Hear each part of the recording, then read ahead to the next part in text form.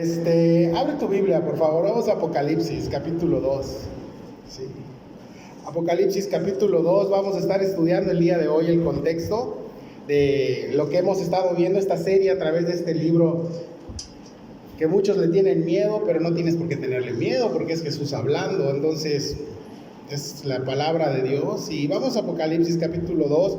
El día de hoy vamos a estar estudiando del verso 8 al verso 11. La semana pasada vimos el capítulo 2 del verso 1 al verso 7 y el tema que vamos a ver hoy es Esmirna. ¿Por qué? Porque es la carta que Jesús le dirige a esta congregación de Esmirna. Entonces me gustaría leer y nos ponemos en manos de Jesús y oramos, ¿va? Dice la palabra: y escribe al ángel de la iglesia en Esmirna. Estamos en Apocalipsis 2:8. El primero y el postrero, el que estuvo muerto y vivió, dice esto: yo conozco tus obras y tu tribulación y tu pobreza, pero tú eres rico, y la blasfemia de los que se dicen ser judíos, y no lo son, sino sinagoga de Satanás. No temas en nada lo que vas a padecer. He aquí, el diablo echará a algunos de vosotros en la cárcel, para que seáis probados, y tendréis tribulación por 10 días. Sé fiel hasta la muerte, y yo te daré la corona de la vida. El que tiene oído, oiga lo que el Espíritu dice a las iglesias. El que venciere no sufrirá daño de la segunda muerte. Y Señor, gracias por esta mañana. Y queremos ponernos en tus manos. Haz un lado cualquier tipo de distracción, Señor. Sé tú, Señor, nuestro Dios, y el que hable. Que tu Espíritu Santo se pase en medio de la silla, Señor, y que sea el que nos hable, el que nos redarguya y el que convenza de pecado, de juicio y de salvación, Señor. Y sé tú, Señor, el que haga tu obra el día de hoy. Dame de una enseñanza, Señor, y a mis hermanos y a mí, abre nuestros oídos, Señor. Y sé tú, Señor, el que se glorifique como te cantábamos el día de hoy. En el nombre que se nombra sobre todo nombre, en Cristo Jesús. Amén. Muy bien, pues el día de hoy vamos a estar viendo esto, ¿no? Y vamos a agarrar un poco el contexto. Antes que nada, si es la primera vez que vienes, si no estuviste la semana pasada, la palabra Apocalipsis viene de inglés, si quieres llamarla así, Revelations, ¿no? Y te dije, ahí se acabó mi inglés ya del día otra vez. Si acaso te dije good morning y se acabó también el inglés. Entonces, en la versión King James es Revelations, que es revelaciones. Finalmente, ¿por qué se llama así el libro? Porque el capítulo 1, el verso 1 dice la revelación de Jesucristo. Y ahí te da un intro de cómo es esta carta, ¿no? ¿Quién escribía la carta? El apóstol Juan en la isla de Patmos, después de que fue desterrado en el año 100 después de Cristo, de Roma fue desterrado este hermano. Y vemos que el que escribe esta carta, obviamente inspirado es Juan, pero es inspirado por el mismo Señor Jesucristo. Y esta carta se escribe por Jesucristo, es de Jesucristo y es para la gloria y la honra de Jesucristo. Finalmente, esto es el Apocalipsis, es una revelación.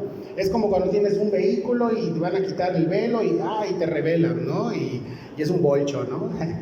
Los bolchos son caros ahorita, sobre todo quién sabe por qué subieron de precio, por ahí ya estoy cantinflando. Entonces, en el capítulo 1 Jesús se va a presentar como el alfa y el omega, el principio y el fin, y así empieza Apocalipsis, Jesús presentándose y poniendo en orden las cosas. Te quiero poner en claro algo: yo soy, ¿sí? Yo soy el que soy, yo soy Dios.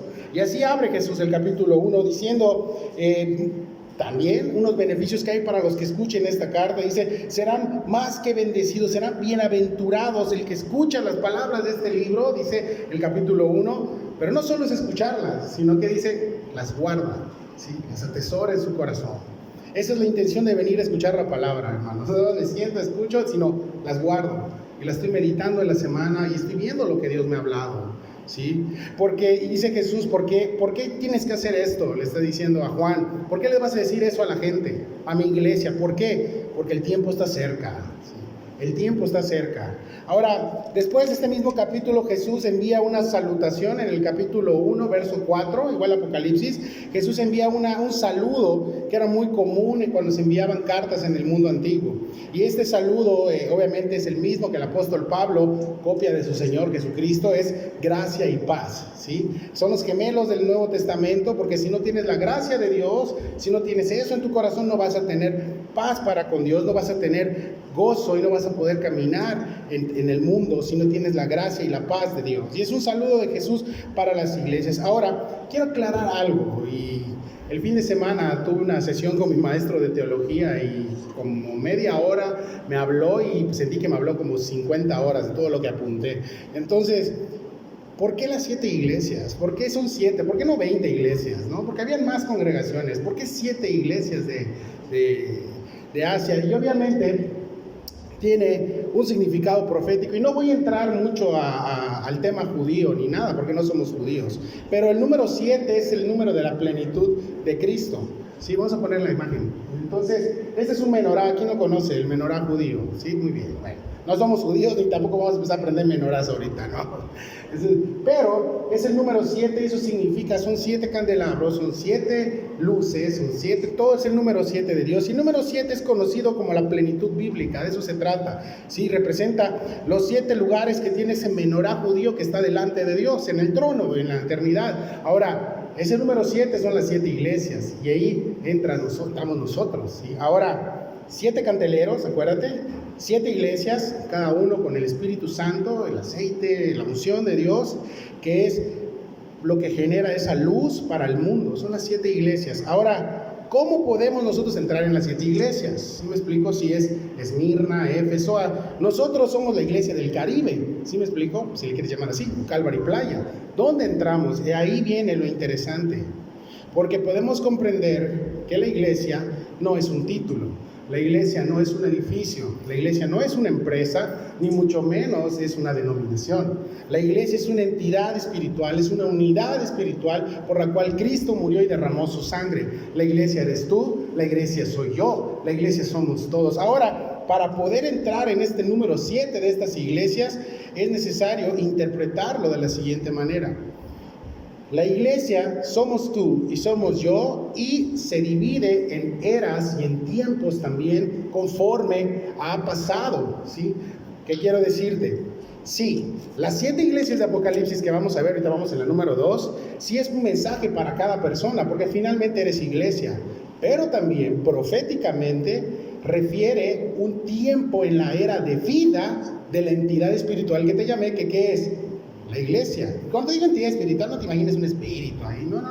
Nosotros, la iglesia, ¿sí? Recuerda que Cristo murió, de tal manera amó Dios al mundo, o sea, murió por los que son su iglesia, y todos los que nos vamos a ir, los renovados, los nacidos de nuevo, los que se van a ir en el rapto, ¿sí? Ahora, tú no eres de Esmirna, yo tampoco, pero sí eres iglesia. Y dice Jesús, el que tiene oídos para oír, ¿qué dice? Oiga, entonces va para ti. Entonces, ¿a qué es lo que voy? Va a llegar un tiempo en donde la iglesia se va a ir. Va a llegar un tiempo en donde la iglesia va a ser raptada. Y Jesús se va a llevar su Espíritu Santo, obviamente, no lo va a dejar. Y entonces se va a desarrollar la catástrofe mundial. Viene la gran tribulación y que Dios bendiga a los que se vayan a quedar. Porque no va a haber Espíritu Santo. Si ahorita piensas que en el mundo hay maldad y dices, ¿hasta dónde hemos llegado? No has visto nada. Ahorita está la luz, está el candelabro todavía aquí en la tierra, está todavía la iglesia, el Espíritu Santo llenando corazones, transformando. El mensaje del Evangelio sigue salvando corazones, salvando vidas. Imagínate cuando no esté, cuando Jesús se los lleve. Y a eso es a lo que voy. La etapa 1 de la iglesia es Éfeso, que vimos la semana pasada, ¿recuerdas? ¿Has olvidado tu primer amor y todo eso? Bueno, es del 34 al 100 de Cristo. ¿Sí? Es la iglesia de los apóstoles, está nuevecita la iglesia. Ahorita viene la segunda etapa de la iglesia y es la que vamos a ver. Y conforme vamos a ir avanzando en las semanas, etapa 1, 2, 3, a las 7 que vamos a llegar, que es la Odisea, te va a dar mucho miedo porque vas a decir, es lo que estamos viviendo hoy. Claro. Y te digo algo, después de esa séptima iglesia, que es el capítulo 3, va a entrar el capítulo 4 de Apocalipsis y ya ahí te lo voy a dejar, ahí vamos a quedarnos. Porque ahí empieza el rapto de la iglesia. ¿Qué significa? Que después de la iglesia 7, ¿qué hay más ahí? Nada más. Estamos en los últimos tiempos, hermanos. No te quiero asustar, pero es la verdad. Ahora sí. ¿Sí? Jesús está cerca. ¿Amén? Jesús está cerca. Ahora, esta segunda etapa, que es Esmirna, como te dije la semana pasada, vamos a tratar de hacer una religión. No vamos a acomodar los tiempos. No lo puedes hacer. Es imposible acomodarlo, ¿sí? Ahora, Esmirna, que es lo que vamos a ver hoy, abarca proféticamente de 100 al 313 después de Cristo. y encaja con la iglesia perseguida, ¿sí? Es la iglesia perseguida y claro, es cuando los cristianos eran llevados al Coliseo romano, cuando los cristianos de manos de Nerón eran quemados en las calles. Nerón iluminaba todo Roma y decía, hermoso se ve Roma iluminado. ¿Y tú sabes cuáles eran las luminarias que tenía Roma? Eran cristianos quemándose vivos. Esa es la iglesia de Esmirna. Esa es la época que vivió esta iglesia, ¿sí? Y es la etapa 2 de la iglesia de Cristo. Eran las antorchas de Roma, así nos llamaban, antorchas de Roma, ¿sí? Creyentes quemados vivos. El día de hoy vamos a ver esto. Esta iglesia es la número 2, Esmirna. Y el verso 8 dice, y escribe al ángel de la iglesia en Esmirna, el primero y el postrero, el que estuvo muerto y vivió, dice esto. Pero nuevamente Jesús le escribe al ángel, al enviado de la iglesia, es el pastor, la persona que está enseñando, escribe esto para la iglesia, para que todos escuchen, ¿sí? Ahora vamos a entrar un poco de historia de qué era Esmirna o dónde estaba, ¿sí? Era conocida como la ciudad, conocida como el adorno de Asia, conocida como la flor de Asia, o también le llamaban la corona de Asia. Era de los lugares, no estoy hablando de la iglesia, sino del lugar. Eran los lugares más bonitos que había en toda Asia. Y recuérdate que cuando te digo Asia, no es de los chinos, ¿sí? Así vas a imaginar, ¿no había coronavirus? No estoy hablando de eso. Estoy hablando de otra Asia, la Asia antigua. Ahora, era una ciudad que tenía mucho dinero, hablando de la ciudad, no de la iglesia. Era una ciudad comercial y era bien interesante porque tenía un río que atravesaba toda la ciudad y desembocaba en el mar. Entonces, por ese río llegaban muchos comerciantes y era una atracción turística, pero también era un lugar donde se hacía mucho comercio. Era una zona rica en vinos y, sin embargo, era una ciudad con mucho dinero. Había salida al mar, era algo impresionante, ¿no? Bien bonito. Ahora, sin embargo, era una ciudad con mucha idolatría, como todas las que hay en Grecia, ¿sí? Era una ciudad pagana, tenía idolatría, y lo más interesante es que conforme fue avanzando el tiempo, a diferencia de Éfeso, ¿recuerdas cuál era el ídolo de Éfeso? Era Diana, ¿te acuerdas? Aquí el ídolo era de carne y hueso. ¿Sabes quién era el ídolo? El César, ¿sí? Tenían puesto un templo para el César, adoraban al César, ¿sí? Si bien tiempo atrás se adoraba a Apolo, a Afrodita y a Zeus, ahorita, después de Cristo, empezó a aumentar, y sobre todo cuando se escribe la carta, la adoración al emperador romano, ¿sí? Entonces, no hay nada, mis hermanos, me llevó a pensar esto, no hay nada más peligroso que una idolatría, que de por sí es peligrosa la idolatría, pero idolatría a una persona que está viva, ¿sí? Esto es así que espérate tantito, ¿sí? Y que tu ídolo sea de carne y hueso, que se mueva, que hable, que tenga intenciones, es muy peligroso. Los ídolos, pues tú sabes, ¿no? Ahorita podemos sacar los salmos y todo, dice, no tienen ojos y no ven, y con lo que le has ido a evangelizar a tu abuelita católica, mira, abuelita, aquí, ¿no? Entonces, todos han hecho eso, ¿no? Y ni te hacen caso, que está escrito, pero bueno. Pero aquí realmente está hablando de un ídolo vivo, ¿sí? De un ídolo vivo, ¿sí? Ahora, te voy a explicar cómo fue avanzando esta tragedia en Esmirna de la idolatría a un hombre.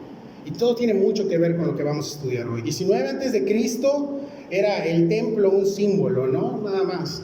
En el 23 después de Cristo se hace el primer templo a César Tiberio, ese primer emperador que dice, adórenme, ¿no? Háganme un templo. Y ahí van los de Esmirna, como era un lugar donde había mucha cultura romana, empiezan a levantar el templo. 81 al 96, el emperador Domiciano demanda, del 81 al 96, demanda ya la adoración pública y se dice a él mismo, se agarra el título de Señor, ¿ok? Por eso Pablo agarrado dice Señor Jesucristo. La palabra Señor viene del griego kurios, que significa el que tiene dominio, poder, potestad sobre otras personas. Bueno, este emperador se autollama Señor, ¿sí? Y se piensa que en esta época Juan, el que escribe esta carta, fue desterrado y fue llevado a Patmos. Obviamente lo habían quemado en aceite y así con quemaduras, moribundo, lo fueron a desterrar a una isla de Patmos, y ahí es donde Cristo se le revela, y ahí es donde escribe el Apocalipsis. Ahora, de aquí empieza esta adoración a César y ya se convirtió en una obligación. ¿sí? Y llegó un momento en que decía que toda gente que quería entrar allá y quería vivir en Esmirna tenía que llevar su porción de incienso para ir a quemarlo en el altar de César. Así de este tamaño estaba la blasfemia ahí, ¿sí? Ahora, quemar incienso en el altar, proclamar a César como Señor, decir: tú eres mi Señor, tú eres mi Dios, tú eres el que recibe esta ofrenda, este incienso. Te pregunto, la iglesia que estaba en Esmirna, ¿tú crees que lo iba a hacer? Claro que no. Por eso eran perseguidos, por eso sufrieron lo que sufrieron, porque no doblaron su rodilla ante el César. Y no por autoridad gubernamental, no, sino ante tal locura, ¿sí? De decir: yo soy Dios. Y eso los cristianos de Esmirna jamás lo hicieron, y por eso les costó eso. Ahora, ¿te cuesta algo no seguir a un ídolo carnal? O sea, de mano, ¿te cuesta? Sí, sí te va a costar mucho, ¿sí? Te va a costar morir a ti mismo, pero también hay ídolos que no son de carne y hueso, y a veces no los superas. ¿Sabes cuál es tu principal ídolo? El dinero, ¿sí? El trabajo, el yo hago, yo puedo, yo tengo, eso es un ídolo, mis hermanos. Todo aquello que interfiere en tu adoración para Dios directamente es un ídolo, ¿sí? Y el cristianismo no se trata de ganar, sino de perder, y entre ellos es perder ídolos, es ir retirando de tu vida todo aquello que vaya estorbando tu relación para con Dios, ¿sí? ¿Cuesta morir a nosotros mismos? Sí, pero pues eso es lo que Dios demanda, ¿sí? Ahora, Jesús se presenta ante esta iglesia. Quiero que te imagines esto: llega la carta, Jesús llega la carta, está toda la iglesia, y muchos han perdido a sus hijos, muchos probablemente tengan quemaduras y se habrán salido, y están quemados, muchos asesinaron a sus padres, unos están siendo perseguidos, están escondidos, están pasando por mucho estrés, pero sobre todo por mucha pobreza, ¿sí? Y pobreza de dinero, ¿sí? No estamos hablando de pobreza espiritual. ¿Cómo es posible, si Esmirna era un lugar próspero y tenía lo que tenía, cómo es que la iglesia es pobre? Exacto, porque la iglesia había renunciado a la idolatría al César. Luego entonces todo el mundo se ensañaba sobre ellos, los corrían de sus trabajos, tenían persecución del mundo, y Jesús nos los dijo. Y estoy seguro que la iglesia de Esmirna se acordó de las palabras de Jesús cuando decía: en el mundo encontraréis, ¿qué dice? Aflicción, pero confía, porque yo he vencido al mundo. Amén. Entonces Jesús se presenta ante esta iglesia totalmente con miedo, o yo tendría miedo, yo no sé, yo estaría, ya me hubiera yo ido no sé a dónde. O sea, se presenta y dice: el primero y el postrero. Esa es su carta de presentación, ¿sí? Dice: escribe de la iglesia de Esmirna, el primero y el postrero, es el que está escribiendo. Yo soy Jesús. Isaías 44, 6, 48, 12, en casa lo puedes buscar. Dice: así dice Jehová, Rey de Israel y su Redentor, Jehová de los ejércitos: yo soy el primero, yo soy el primero, y fuera de mí no hay Dios. Entonces Jesús está presentando con un mensaje fuerte a esta iglesia: no se preocupe por lo que está pasando afuera, yo soy el primero, ¿sí? Yo soy el primero, yo soy el postrero, yo soy el primero. Dios se presenta así ante una iglesia que estaba siendo presionada, perseguida y con mucho miedo. Tranquilos, yo fui primero que el César, y yo soy el último también, ¿sí? Y tengan cuidado, se lo está diciendo a ellos para que escuchen los demás, porque son mis hijos y se están metiendo con mi amada, se están metiendo con mi iglesia, ¿sí? Yo soy el primero, soy Jehová de los ejércitos. A veces encasillamos a Dios del Nuevo Testamento como Jesús nada más, y que es amoroso, y el Dios del Antiguo Testamento que peleaba las batallas, que era conocido como Jehová de los ejércitos, el que no perdía ni una batalla. Se nos olvida que ese es el carácter de Dios. Y a veces, ahorita, sobre todo en estos tiempos, hay necesario que invocar el nombre de Jehová de los ejércitos, porque hay guerra espiritual allá afuera. Y no me voy a poner pentecostal ahorita, no. Pero sí te quiero decir algo: estamos en guerra espiritual, y si no has notado que esto es una guerra espiritual, estás dormido como iglesia, estás dormido en tus laureles, ¿sí? Hay una batalla espiritual que se está todos los días, y como iglesia debemos estar caminando en santidad y preocupados por lo que está sucediendo, llevando todas nuestras peticiones a Dios. En Apocalipsis 1:17 Jesús dice también, soy el primero y el postrero. En Apocalipsis 22:3 dice Jesús, soy el alfa y el omega. Finalmente, ¿quién es Dios? Jesús es Dios, amén. Claro que es Dios. Dice también otra presentación que hace en este verso, el que estuvo muerto y vivió. Y Dios les está recordando por qué se los escribe Jesús. Esa es la pregunta. No nada más para llenar hojas del Apocalipsis, sino porque ellos estaban teniendo miedo. Había muchos hermanos que estaban siendo asesinados. Había niños quemados, había gente devorada en los leones. O sea, estaba fea la cosa en Esmirna, hermanos. Aquí estamos bien light. Tengo frío, ¿le puedes bajar? O sea, hay calor, ¿no es un ventilador, no? Ahí estaba feo. Ahí estaba feo. Y Jesús se presenta ante ellos y les dice, vencí. ¿Qué venció Jesús? La muerte. Lo que nadie había podido vencer, lo que mucha gente tenía miedo en sus casas, Jesús les está recordando, tranquilos, yo estoy en control de esto, yo vencí, sí, yo vencí. ¿Cuál es el miedo, según los investigadores? ¿Cuál es el miedo número uno a nivel mundial que provoca ansiedad y todo ese tipo de cosas? ¿Sí sabes cuál es? Directa o indirectamente, el temor a morir. ¿Sí? Y aún en la iglesia existe todavía eso, nos paraliza muchas veces. Y Jesús no está diciendo, no tengan miedo, qué miedosos son, ni aguantan nada. No. ¿Sí? Está diciendo, yo soy el primero y el postrero, confía. ¿Sí? Jesús sabe tus miedos, Jesús sabe lo que pasas. Jesús sabe que cuando se ha muerto alguien que tú quieres, que tú amas, Él le dice, yo estuve ahí. Es más, yo estoy contigo. ¿Sí? Nada se mueve de este planeta y de este universo sin que yo dé la instrucción. ¿Sí? Apocalipsis 1:18, igual ahí mismo, dice, y el que vivo y estuve muerto, mas he aquí vivo por los siglos de los siglos. Amén. Amén. Ese es Jesús. Apocalipsis 1:18 atrás de lo que estamos estudiando. Y así como se presenta Juan, se les presenta a la iglesia de Esmirna que estaba pasando por miedos. ¿Sí? Y Dios nos recuerda hoy, hermanos. No quiero que salgas, no, ya no tengo miedo, no, es normal. ¿Sí?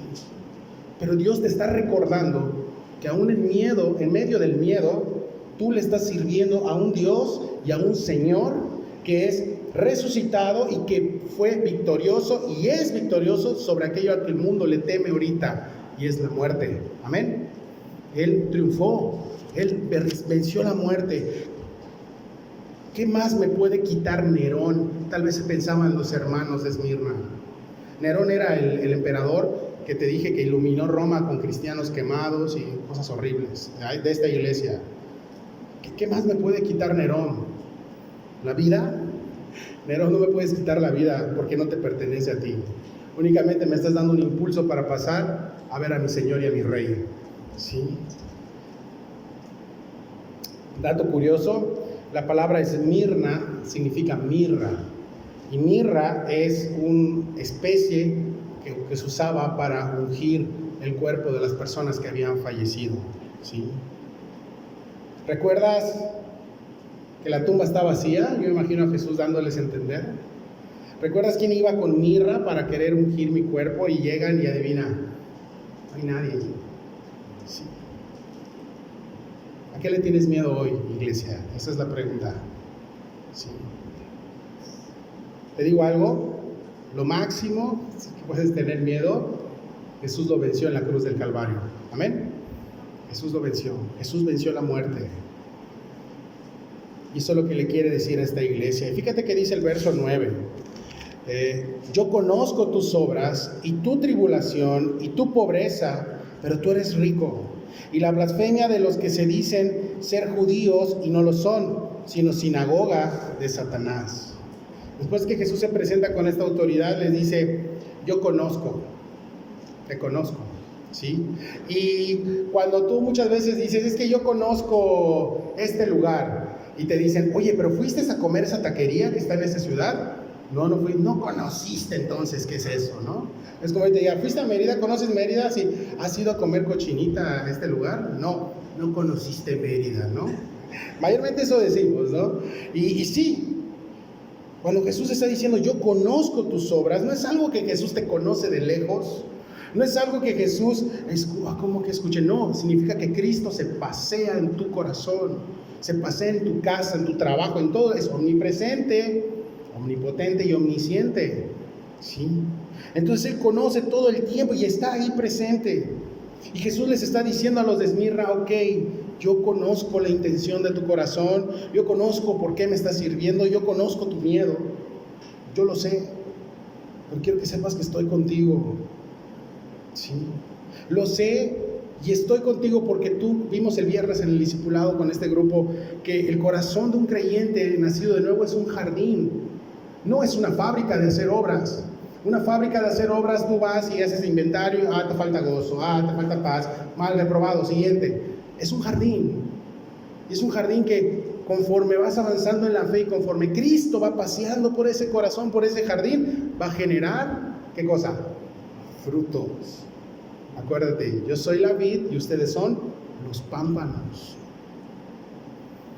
Ahora, ¿por qué Dios les está diciendo esto? Porque Dios quiere que sepan, la iglesia de Esmirna, y hoy quiere que sepamos que Él se pasea en medio de nuestros corazones para disfrutar esos frutos con nosotros, ¿sí? Para que Él ve que esa fe es genuina y se goza de pasar tiempo a nuestro lado, ¿sí? Dice, yo conozco ese jardín y paso momentos contigo y los disfruto. Te está diciendo el Señor hoy. ¿Y tú cómo estás con tus momentos de disfrutar con tu Señor? ¿Sí? Jesús no está diciendo, conozco, yo sé. ¿Sí? No les está reclamando, sino les está diciendo, yo hago esto, yo me paseo en medio de ustedes. ¿Sí? Pero no solo conoce sus obras. Dices, bueno, es que pues no he sido muy buen cristiano últimamente y la verdad me ha ido muy mal. He pasado unas cosas difíciles. Te digo, muchas veces, sobre todo en estos tiempos, gente ha perdido seres queridos, ha pasado situaciones difíciles y dices, no, pues no quiero nada con Dios. Dice Jesús, yo conozco eso, conozco que no quieres nada conmigo, conozco lo que pasaste. Y fíjate que dice en el texto, conozco tus obras, hay una coma, ¿y qué dice allá? Y tú, tribulación, exacto, conozco tu tribulación. La palabra tribulación es triturar, eso significa. Así como cuando trituras la mirra, una vez ocioso compré mirra, la trituras, ¿y qué huele? Un olor fragante. Jesús les está diciendo, yo conozco que han sido triturados, ¿y qué crees que ha llegado a mi trono? Ese olor fragante. Sí. Conozco que la estás pasando muy mal. Sé que no me deseas, que me has incluso culpado muchas veces y has pensado eso, y yo lo conozco. Y te amo. Sí. Y conozco tu tribulación. Conozco que la estás pasando mal. ¿Por qué Jesús les está diciendo eso? Porque Él ya había caminado ese valle de muerte. Te recuerdo que rumbo al Calvario, Jesús no fue de día de campo, que lo que Jesús sufrió en la cruz no fue un break en su vida, fue algo duro. Jesús sabe, porque ellos saben que le están siguiendo de verdad. Sí. Y cuando sigues de verdad a Jesús, escúchame bien, o sí, vendrán tribulaciones a tu vida. Amén. Eso no te lo predican en las iglesias de prosperidad, porque pues no nos gusta. Sí. Conozco, me paseo entre ustedes y entre su tribulación. Y como te dije, a veces podemos llegar a pensar que Dios únicamente está con nosotros cuando está su presencia, ¿no? Sentimos su presencia, yo ya estoy bien con el Señor. De esos días que te levantas cantando, estás así, ay Señor, gracias, ¿no? Y dices, ahora sí te siento, Señor. Pero esos días que estás mal, esos días que estás, pues no sé, achicopalado, no sé, dices, hoy no está Dios conmigo. Te digo algo, Dios te conoce y Dios está contigo en las buenas y en las malas. Amén. No solo cuando tú piensas que estás bien, Él está con nosotros siempre. Él se sumerge en tu problema. Él sabe, Él le importas. ¿Sí me explico? A veces dices que a nadie le importa. Sí, a mí me importa. Si está Jesús junto de ti, A mí me importas. Y estoy esperando el momento que clames a mí para que yo agarre tus manos, levante tu rostro y aquí estoy, hijo, no me he movido. No me voy a mover. Fue una promesa de Cristo. ¿Sí? Voy a estar con ustedes, cuando dice, hasta el fin del mundo.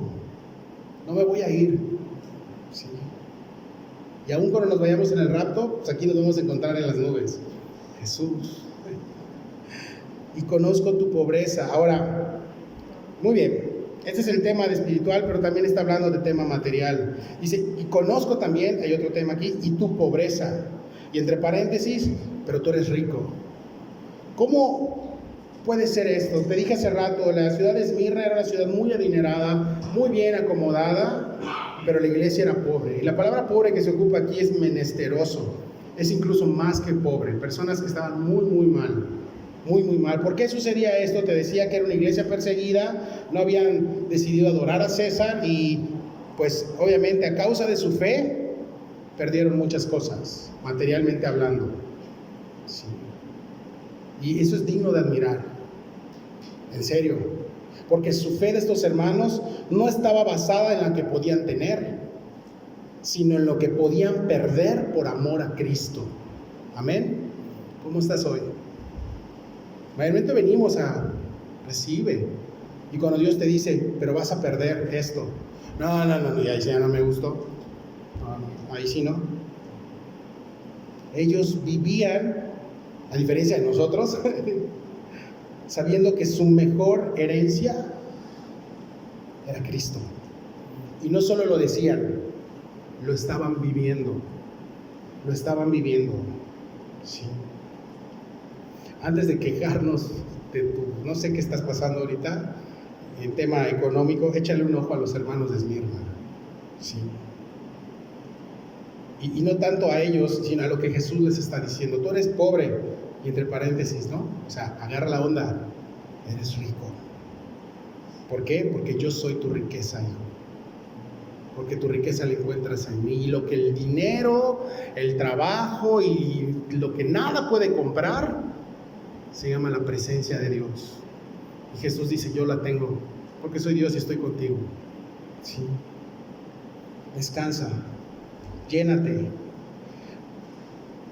de mí. Hoy Satanás, el mundo y todo persigue así a muchos creyentes y les hace pensar, no te quiero, Dios no te quiere, te lo dije, mira cómo estás, no que ni sustento ni abrigo te va a faltar, te dice, y no te falta, tal vez se tarda un poco en llegar, pero llega, amén.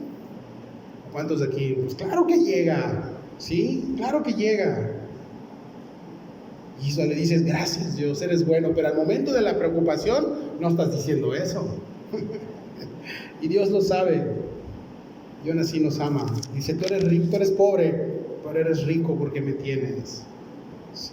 Ahora habla de otras personas. Aquí dice, pero tú eres rico. Y la blasfemia de los que se dicen ser judíos y no lo son, sino sinagoga de Satanás. Jesús está tocando otro tema aquí. Está tocando de unas personas que se reunían. Se llama sinagoga, donde se reunían los judíos, y eran personas, dice, de los que se dicen ser judíos, ¿sí? Decir ser judíos es yo soy judío y porque pues vengo de descendencia hebrea y todo eso, pero no practicaban el judaísmo como tal, sino lo hacían a su conveniencia. Por ejemplo, los fariseos eran judíos, una secta del judaísmo, pero no eran judíos. ¿Por qué? Porque estaban confabulando en matar a un rabino, a Jesús. Entonces, tú puedes decir yo soy, pero no hago lo que soy. Entonces te digo algo, no lo eres, ¿sí? No lo eres. Ahora dice, de los que se dicen ser judíos. ¿Por qué? Y la palabra blasfemia que aparece aquí significa maledicencia, significa maldiciones que salen del corazón de un hombre, hablar mal de otras personas. Eso significa maldición, blasfemia. Ahora, este grupo de personas eran judíos que se juntaban para querer meter herejías destructoras. ¿Te acuerdas en Gálatas cuando estuvimos estudiando? Igual aquí, siguen, era un grupo de personas que seguía queriendo meter este tipo de blasfemias al grupo de cristianos que estaban levantando. Ahora, ¿quién sabe qué es una definición de judío sino un judío mismo? Si uno puede decir, ¿quién es un judío? Pues, pero realmente alguien que es un verdadero judío te puede decir, este sí es un judío.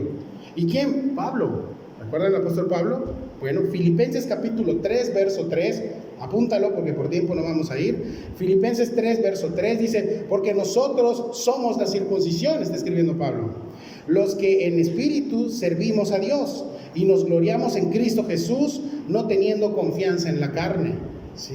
Pablo está describiendo lo que es un judío nacido de nuevo, un judío que ha creído en el Mesías. Ese es un judío. ¿Sí? ¿Por qué? Porque el Mesías vino a los suyos, mas los suyos, ¿qué dice? No lo recibieron, pero sí hubo una parte que le recibió. Pablo está diciendo, este es un judío. Esta es la definición de un judío que había creído en Cristo. Entonces, ¿quiénes son los otros que está hablando aquí Juan? Son los que se dicen ser judíos, como te dijeran, falsos maestros, ¿sí? Y no eran judíos espirituales. Ellos alentaban, como te dije, al asesinato y muy probablemente a la persecución de los mismos cristianos que estaban en Esmirna. ¿Sí? ¿Recuerda? El pueblo perseguía a los de Esmirna. ¿Sí? Estaban totalmente rezagados en trabajo, rezagados en muchas cosas, y había alguien que estaba molestando. ¿Quiénes eran? Pues eran estos judíos. Y Jesús dice, son sinagoga de Satanás. ¿Sí? Hacen sinagoga, hacen sus asambleas, pero yo no tengo nada que ver ahí. Eran enemigos de la cruz, Pablo le dice también. ¿Y qué crees? Jesús los conoce también. Sí, Jesús lo sabe. Sí. Si has pasado alguna situación con alguien que te está persiguiendo, Jesús, ¿qué te dice? Ora por los que te persiguen. Y cuando Jesús te está diciendo que ores, no es para que, ya voy a orar, entonces mañana vas a ver que le va a empezar a ir mal a mi enemigo, ¿no? Y sales y resulta que está mejor que tú, ¿sí? Y muy probablemente así vaya a ser siempre, O sea, no pienses que como Juan y Jacobo, ¿quieres que descienda fuego del cielo, Señor? No. ¿Sabes por qué Jesús quiere que ores por tus enemigos? Para que tú estés tranquilo, para que tú descanses, para que tú sigas caminando. Él se va a encargar de él a su momento, a su tiempo. No veas a tu enemigo, ve a Cristo. Ora por tus enemigos. Y Jesús les está diciendo, conozco a estos que les están persiguiendo. A su tiempo yo voy a tomar cartas, tranquilos. ¿Sí? Verso 10. Y Jesús les dice, y ese es el mensaje para nosotros hoy, no temas en nada lo que vas a padecer. He aquí el diablo echará a algunos de vosotros en la cárcel para que seáis probados y tendréis tribulación por 10 días. Sé fiel hasta la muerte y yo te daré la corona de la vida. Ese es el mensaje que Jesús les está dando. Dice, no temas en estas cositas. No. ¿Qué está diciendo? No temas en qué. Nada. Es que Señor, tú no temas, te está diciendo. Es que Señor, ¿qué tal si pasan? No temas. ¿Cuál es lo máximo que puedes tener miedo? Te dije el número 1 de los miedos, directa o indirectamente en el día de hoy, que es el temor a morirse. Es eso. ¿Sí? Dice, no temas en nada, está diciendo Jesús. ¿Sí? Jesús les anima, en mi presencia hay plenitud, ¿qué dice? De gozo y paz. Sí, van a haber problemas, tal vez no se resuelvan, sí vas a pasar situaciones difíciles y no se van a evitar, porque Dios así lo está trazando en tu vida, pero sí puedes caminar ese valle de sombras de la mano de tu Dios, que te va a dar paz, que te va a dar tranquilidad, que te va a dar gozo. ¿Sí? Dice, con mi presencia cubro todo, no temas en nada. ¿Sí? Sí está fuerte lo que Jesús les está diciendo, porque uno piensa, pues Señor, interviene. Digo, ya fue muchos años y estos hermanos están ahorita en la presencia de Dios. O sea, pero ¿por qué no metiste tu mano, Señor? Claro, Jesús les está diciendo, no temas en nada. Y te digo algo, ¿por qué te digo que está fuerte? Porque les está diciendo, y lo que sigue está peor. ¿Sí? No temas en lo que vas a padecer. O sea, la traducción de no temas es, deja de tener miedo, porque se va a poner peor esto. Y cuando empezamos el 2021, que tuvimos un mensaje especial, yo les dije, hermanos, empezó el 2021 y se puede poner peor que el 2020. Y luego podíamos pensar que los de Esmirna eran superhombres. ¡Wow! Pero no era así, hermanos, tenían miedo. Claro, como te dije, ya estaría yo por Timbuktu en ese momento, no sé por dónde, yo me salgo de ahí, no está muy feo, me cambio de iglesia, ¿no? ¿Tú lo tendrías? Claro. Pero Jesús está diciendo, hay cosas que tienes que padecer. Como te dije, está en el contrato. Y no en letras chiquititas, sino grandes. En el mundo vas a tener aflicción. El miedo, mis hermanos, lo hemos visto, el miedo paraliza a las personas. El miedo deprime, el miedo angustia. Sí. Pero hay una palabra que quiero que te vayas con esto hoy. No existe miedo lo suficientemente grande para ocultar la inmensidad del amor de Dios. Amén. No existe. No existe. Y un ejemplo, ¿sabes qué ejemplo puedo poner? No voy a poner ejemplos de comida, ya estoy, ¿no? Mis hijos, cuando yo estoy en el cuarto, estoy viendo tele y todo eso, y ya, papá, ¿me acompañas a mi cuarto? Pues vete, está la luz apagada y tengo miedo. ¿Tú qué le dices a tu hijo? Anda, no seas miedoso, que no quieres. No, vamos, hijo, te levantas, le tomas y si le dices, anda, no seas miedoso, estás haciendo mal. Tienes que acompañarlo y decirle, Jesús te ama, Jesús está contigo y te cuida. Vamos, te acompaño. Aunque no quieras, ya sé que te da flojera porque te acabas de acostar. Y quiero agua. Te dicen, no, así como que, ¿no? Tú, Dios te mandó hijos, ámalos, claro. Entonces, vas con ellos y dices, yo estoy contigo. Mira, aquí estoy, ya está, mira la luz. ¿Viste? No hay monstruos, ¿no? Ya está todo así como que, dice que si sale algo, ¿no? Y no hay nada, ¿viste? Confía en Dios. Haga la luz. Pues eso es lo que quiere Dios hacer con nosotros. Te toma de tu mano, te lleva y te dice, ¿ves? Ahí está el problema. Ven, hijo, ven, ahí está el problema. Sí, está fuerte. Sí, yo lo sé. Pero ¿con quién estás? Estoy contigo. Estás conmigo. Y juntos vamos a salir de esto. ¿Sí? Amén. Ese es nuestro Dios. Deja de tener miedo. Sí. Ahora, ¿qué iban a padecer los de Esmirna? Y esto es así como que más tétrico, porque digo, una cosa es que Dios te diga no vas a tener miedo, pero otra cosa es que te profetice Dios lo que te va a pasar. El futuro, ahora sí es el futuro. ¿Qué iban a padecer? Dice, los van a encarcelar 10 días. Satanás los va a encarcelar, les está diciendo. O sea, los van a meter a la cárcel. Y te digo, las celdas romanas, las celdas que habían en esos lugares, eran pozos profundos, con muchos niveles, y ahí les aventaban la comida, les aventaban todo, y el prisionero que estaba hasta abajo, le aventaban todos los desechos y todo del que estaba hasta arriba. Entonces, 10 días, o 10 años, o hay muchas traducciones, o hay muchas interpretaciones de esto, no iban a ser padres, ¿sí? Ahora, como te dije, hay dos interpretaciones de 10 días. Muchos piensan que fueron 10 años que Jesús les estaba profetizando y les estaba diciendo porque es lo que duró la persecución contra Esmirna, o eran 10 emperadores que iban a pasar, en fin, eso ya son cosas de interpretación. Pero lo que sí es que iban a estar ahí. Y vuelves a preguntarte, ¿por qué los de Esmirna no salieron a reprender al diablo? ¿No te has preguntado eso? Porque aquí Jesús está diciendo, fíjate, lee conmigo. No temas en nada lo que vas a padecer, he aquí el diablo echará a algunos de vosotros en la cárcel. ¿Por qué? Si eran hermanos de fe, eran hermanos fortalecidos, ¿por qué no hicieron guerra espiritual? Te digo algo, porque no existe eso. Satanás sí existe, pero si Dios está en su voluntad que vas a padecer eso, aunque grites, declares, decretes y hagas lo que quieras, lo vas a padecer, porque el rey lo está diciendo. ¿Alguna objeción? No, Señor, hágase tu voluntad.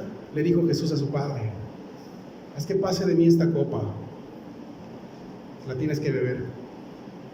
Sí. ¿Recuerdas a Pedro? Lucas 22:3. Jesús le dice a Pedro, Pedrito, Satanás me ha pedido que te vas a zarandear como trigo, pero yo he orado para que no te falte tu fe, y cuando regreses de esa zarandeada, confirma a tus hermanos. O sea, fortalécelos. Y Pedro, ok, ¿no? ¿Recuerdas a Job? ¿Quién le pidió permiso a Satanás? ¿A quién le pidió permiso para poder meterse con Job? ¿A quién? Mis hermanos, la cárcel que iban a pasar estos hermanos de Mirna era para juicio, era para esperar una ejecución. Cuando estabas en la cárcel no era como el torito, quedas 2-3 días y luego sales. Allá era porque después de la cárcel, ¿qué venía? Los iban a matar. Ellos sabían que la cárcel era su última parada. Y Jesús se los está diciendo. Sí. Es su último, ahí van a acabar. Sí. Era un tiempo limitado que iban a tener y que ya iban a morir. Sí. Y dice, qué fe para continuar de pie. Sí, imagínate. ¿Por qué no, como te dije, por qué no reprendieron? ¿Por qué no hicieron eso? Porque ellos habían comprendido, habían aprendido, como dice Spurgeon, a deleitarse en la roca donde iban a ser azotados. Porque sabían que eso venía de parte de Dios. Y una prueba, mis hermanos, una tribulación tiene esa finalidad de parte de Dios: purificar tu corazón. Primera de Pedro, capítulo 1, del 6 al 7, apunta. Pedro lo está escribiendo. No te sorprendas del fuego de prueba, ¿no? Como a mí me zarandearon como trigo. Bueno, no lo dice así, pero imagino que eso está en la cabeza de Pedro escribiendo eso. Pablo escribe en Romanos 8, 17, tenemos que padecer juntamente con él, ¿sí? Para probar nuestra fe, y en esa prueba Dios te va a limpiar. Cuando tú vas a limpiar algo, cuando tú vas a purificarlo, pasas por fuego para que se vaya purificando. Es necesario. Es necesario. Ahora, cuando sales de la prueba, sales así hasta brilloso, ¿verdad? Así como que, ay, Dios fue bueno, hermano, ¿no? Y cuando estás en medio de la tribulación, estás angustiado, agobiado, es normal. Quiero que sepas que Dios está antes, durante y al final. Amén. En ningún momento te suelta. Sí. Y les está diciendo, ya los estaban probando con dinero. Sí. Tenían pobreza, y tampoco el favor del pueblo tenían. No era una iglesia bien vista. O sea, ahí va un cristiano. Ay, no la estaban pasando bien. Pero ellos habían entendido y comprendido que esas pruebas les iban a permitir que vieran que su verdadera riqueza era Cristo. Y eso tiene que pasar muchas veces en tu vida. Te tienen que sacudir la jaula para que voltees a ver al que te está sacudiendo la jaula. ¿Y si sabes quién es? Es Dios. Amén. Es Dios. Y Jesús les dice y nos dice hoy, hermanos, sean fieles hasta la muerte. Imagínate, les está diciendo, ya están yendo con sus hijos a la prisión en Esmirna. Ya están familias encarceladas. Y Jesús les dice, diles que me sean fieles hasta la muerte. Fidelidad, eso es fiel. Un fruto del Espíritu Santo, en Gálatas lo vimos. Sí. Hasta lo máximo que el mundo te pueda llevar, hasta tu vida terrenal, hasta ahí Dios quiere que le seas fiel. Y mi oración de todos los días, de manera personal para mí, Señor, ayúdame a serte fiel. Amén. Ayúdanos a serte fieles. Sí. Todo lo que tenían estos hermanos alrededor se les estaba yendo en contra. Y Jesús les dice, si vencieres, sí, fíjate, para que seáis probados tendréis tribulación 10 días, sé fiel hasta la muerte y yo te daré la corona de vida. La palabra corona que aparece aquí es Estéfanos. Es un trofeo que se le daba a los atletas que corrían un maratón en Grecia. Acuérdate que los Juegos Olímpicos era muy de moda por ahí. Y era una corona como un tipo de olivo, de plantas de olivo, no sé de qué planta exactamente, pero pues al final esas coronas en la tierra se descomponían, eran coronas corruptibles. La corona que Jesús está hablando era corona incorruptible. Es una corona que iban a llevar ellos en la eternidad y que Dios se les iba a dar. Y dice, sí, yo quiero una corona, ¿no? Pero te doy la mala noticia para ti, que no es mala, es buena, porque esa corona tú se la vas a arrojar al Cordero, en las bodas del Cordero. Cuando Jesús esté pasando para tomar su lugar, tú se las vas a arrojar a sus pies. Y te digo algo, yo no sé qué corona me vaya a tocar, creo que me voy a estar vendiendo pepitas de aguacates allá atrás. Vende, ¿acabaste pepita? Mi corona, así, no importa, pero yo quiero arrojarle algo a los pies del Cordero. Amén. De eso se trata. Sí. Ahora Jesús, les voy a dar una corona, y no como la que tiene la gente alrededor de Esmirna, no, mi corona es diferente, es incorruptible. Sí. Verso 11 y termino. El que tiene oído, oiga lo que el Espíritu dice a las iglesias. El que venciere no sufrirá daño de la segunda muerte. Y el Espíritu está hablando del Espíritu Santo, que les está hablando a las iglesias, el Espíritu de Cristo. ¿Sí? El Espíritu Santo está hablando a personas que tienen oídos, dice a las iglesias, ¿sí? Y escuchen. no te hagas, te estoy hablando, ¿sí? Escucha hoy. El que venciera, o sea, él sabía que la iglesia iba a vencer, como te dije, así como le dijo a los de Éfeso la semana pasada. ¿Cuál fue la promesa para los de Éfeso? El árbol de la vida, ¿no? Van a tener vida eterna. De igual manera, aquí ellos ya lo tienen ganado por default, porque es por gracia, confiaron en Cristo. Digo, si tú me dices que no confiaron en Cristo y murieron como murieron y siguieron, o sea, dices, no, claro que eran gente que confiaba en Jesús, porque solamente tenían que decir, adoro al César, le doy su incienso, y te salvabas de toda la tortura, y te llevaban a tu casa, y te daban trabajo, solo tenías que renunciar a tu fe. Estos hermanos eran creyentes auténticos, ¿sí? Eran nacidos de nuevo, claro que sí. Y Jesús les está diciendo, les voy a dar la corona, pero lo más importante, y eso es una recompensa para los nacidos de nuevo, para los que han entregado su vida a Cristo, no sufrirán daño de la segunda muerte. Y te hablo de la segunda muerte, y yo cada vez que lo leo, digo, oh, Dios mío. Sí. Sí sabes que hay una primera muerte, ¿verdad? ¿Y quiénes van a sufrir la primera muerte? Todos los que estamos aquí. ¿Cuánto más? ¿80, 90 años? Mi abuelita vivió 105 años, ¿no? Yo no creo llegarle a tanto, ¿sí? Pero esa es la primera muerte, y todos van a morir, buenos, malos, cristianos, no cristianos, todos. Tu temor no debe ser de esa. Tu temor debe ser de la segunda muerte. Cuando una persona muere, se ha entregado su vida a Cristo, va en automático con el Señor, obviamente, pero cuando una persona no entregó su vida a Cristo, se va a una antesala del infierno. Muchos piensan que el infierno ya está inaugurado. Te vas a ir al infierno. Bueno, es un modismo, pero realmente el infierno todavía está nuevecito.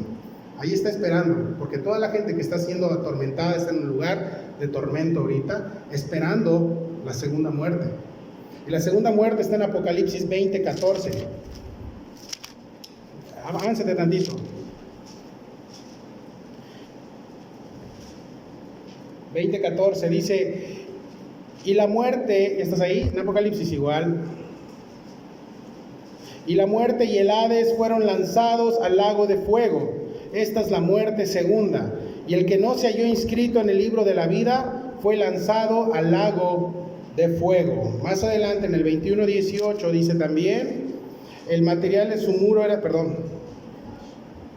22:18, gracias. Pero los cobardes y los incrédulos, gracias bro, los incrédulos, los abominables y homicidas, los fornicarios y hechiceros y los idólatras y todos los mentirosos tendrán su parte en el lago que arde con fuego y azufre, que es la muerte segunda. Claro, hay una muerte segunda y de ahí nadie se va a levantar ya. Sí, nadie. A pesar de que Satanás nos está atacando, porque todo esto, Jesús les quiere recordar que Satanás tiene un lugar reservado, ¿no? Es el lago, él lo va a inaugurar de hecho, el primero que va a entrar va a ser él, y se quiere llevar a todos los que pueda. Sí. Tenemos que predicar el evangelio, hermanos. Hay gente que se está yendo al infierno, bueno, a la antesala. Sí. Tenemos que predicar el evangelio. Sí. Ahora, en este juicio, la iglesia va a estar, sí, pero vamos a ser testigos únicamente. Imagínate que tú vas a ver a tu ser querido siendo condenado delante de ti. Y están diciendo, bueno, ya no nos vamos a ver, ahora sí no nos vamos a ver, nunca más. Sí. Por eso es urgente hablar de Cristo, hermanos. Por eso es urgente predicar el evangelio. Arrepiéntete. Si tú no lo has aceptado, arrepiéntete. Sí. Ahora, este juicio, la gente va a ser arrojado al infierno como muchas personas. Sí. Muchas personas. Y el infierno, no quiero hablar de él, pero no es un lugar bueno. Lo primero que le da su toque al infierno es que Jesús no está ahí. Sí. Vas a vivir una vida sin Dios. Y lo segundo es un lago de fuego, atormentado. Y no te vas a poder morir porque es una vida eterna, sí, pero en el infierno. Sí. Al final, ¿qué tiene la diferencia? ¿Qué diferencia tiene de esta iglesia de Esmirna a las otras 7? 6, 7. ¿Qué diferencia puedes encontrar aquí? Tú puedes decir, bueno, pues, sufrieron mucho, sí, sufrieron mucho. Fueron fieles, exacto. ¿sí? Tuvieron miedo, pero Jesús estuvo con ellos, claro. Perseveraron hasta la muerte. Así es. Sí, todo es correcto, pero tienen algo que las otras 6 no tienen. Jesús no les reclama nada. ¿Cuántos de aquí quieren ser como la iglesia de Esmirna? Todo fue un olor fragante para él. Toda la tribulación, todas las cosas malas, fue para él un olor fragante. Y te vuelvo a repetir, no porque él se goce de vernos sufrir. No, él sabe lo que es sufrir, lo pasó en la cruz. ¿Sí? Pero él se goza que a pesar del mundo caído y de las dificultades que hay y de lo difícil que es seguir a Cristo, ellos permanecieron fieles. Si hay algo que Dios honra en los creyentes, ¿sabes qué es? Su fidelidad. La fidelidad de Dios, de las personas. Y ese olor fragante, ¿qué pasa cuando te trituran? ¿Qué sucede cuando te trituran? ¿Sale como mirra, ese olor fragante? ¿O salen cosas feas? Para eso son las tribulaciones. Para que tú veas dónde estás parado. Ok, ya entendí, Señor. Sí. Ellos fueron triturados, pero salió ese olor fragante para Dios que sale de nosotros cuando somos atribulados. Esto tienes en tu corazón y Dios permite que pase eso para que sepas realmente lo que tienes y vayas y le digas: Señor, esta desconfianza, esta ira, este miedo, estos reclamos es lo que tengo. Y perdóname y fortaléceme y ayúdame a serte fiel. ¿Sí? Una iglesia con poder no es una iglesia con multitud de personas, ni con riquezas, ni con que todo el mundo amen a los de esa iglesia, ¿no? Es que es la iglesia del amor, ¿no? Todo es de amor.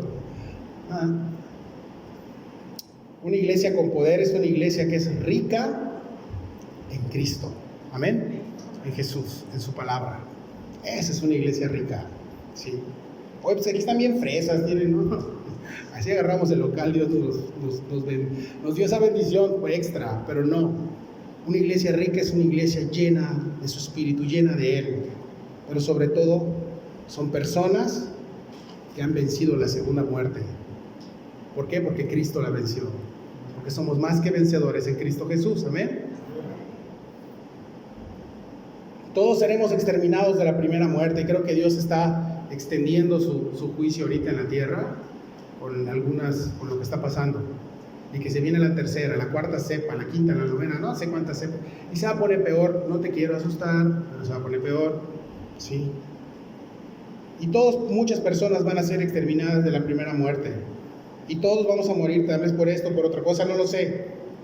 Pero ¿sabes que sí sería una tragedia? Ser exterminado por la segunda muerte. Eso sí te debe de poner a temblar. Sí. Y sí, preocúpate por tus seres queridos, pero preocúpate más si no tienen a Cristo en su corazón. No me voy a cansar de decirle a los muchachos, a tus que somos padres, yo me incluyo, tus hijos no son nacidos de nuevo. Es que es tan bonito, es un bebé, sí, o sea, sí, hasta ahí, pero va a cumplir 12, 13, 14, va a tener tentaciones y se va a enfrentar a un mundo caído y el mundo lo va a querer jalar. ¿Qué le está sembrando en su corazón? ¿Sí? No me voy a cansar de decírselos, porque Dios me habla de esa manera igual con mis hijos. ¿Sí? Todos vamos a ser exterminados, sí, de la primera muerte, pero qué trágico sería ver desfilar a tu familiar rumbo a la segunda muerte delante de tus ojos. Sí. Esmirna recibió la corona de vida. Al final Dios les dijo: siervo fiel. Y eso es lo que queremos escuchar todos, ¿verdad? En la eternidad, ¡pum!, vas a abrazar y el Señor te va a suspirar a tu oído. ¿Cómo lo va a hacer el Señor para que se haga cada uno? No lo sé, pero lo va a hacer. ¿Sí? Uno por uno, ¿no? Y ahí voy a estar todo chafa con mis chanclas, así todo así. Señor, pues, siervo fiel, terminaste. El cristianismo no es como empiezas, no es como naces, si naces en un lugar cristiano, no. Tampoco es como estás, es como terminas. Amén. Y queremos terminar todos con eso. Aunque Cristo te diga bienvenido, pasa siervo fiel. Sí, terminaste la carrera. Y te llevas esto a tu casa. Jesús está contigo al principio, durante, al final y en la eternidad nos espera con los brazos abiertos. Y quiere vernos de regreso a casa. Inclina tu rostro y vamos a darle gracias a Dios.